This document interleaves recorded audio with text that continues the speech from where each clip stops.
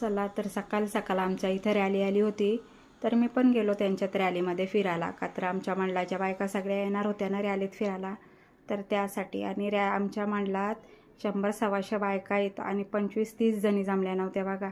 नाही, आमच्याच सगळ्या होत्या मस्त पोरांना घेऊन, झेंडा हातावितात घेऊन. आणि मतदान नक्कीच करा खटारा आणि कबशीला. आणखी काय पुढे जाऊ शकते. मतांच्या रूपात त्याच्या मतपेटीच्या रूपात पडणार भविष्यात पुढे जाऊ शकते. आणि ही लोकशाहीच्या विरोधात निवडणूक लढते. तसं तसं लोकांचा प्रतिसाद माझ्यासाठी वाढलेला आहे. आणि ही मुलगी हुशार आहे, अभ्यास आहे. याच्यानंतर तिची कारकिर्दी पुढची चांगली आहे. मी जर वरती राहिली, तिला मी शिकून आणखी वरती घेईन. ही माझी हे आहे. म्हणून तुम्हाला सर्वांना सांगते का जे त्या सुविधा आहेत पुढच्या त्या मी नक्की पोहोचवण्याचा तुमच्याकडे प्रयत्न करेन. तुम्ही फक्त तुमच्या जी लोक आहेत आमच्याकडे पोहोचण्याला तुम्ही सहकार्य करा. कारण आमची खूप तारांबळ उरले. आम्हाला 27 तारखेला यावायचा ठरला आणि 28 तारखेपासून बाहेर निघाले. 28 गाव. आणि इकडे बघा दर्शनास आमच्या मस्त फलांवर कशा घाचारल्या आणि मस्तच तिला चेहऱ्या पिकलेल्या भेटल्या हो.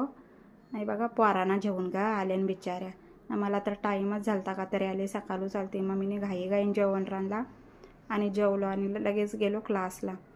तर क्लासला आलो तर आज जरा जास्तच क्लासमध्ये गर्दी झाली. जुनं स्टुडंट पण आलं होतं अधूनमधून. काही बी त्यांना करायचं असला काय येतात त्या.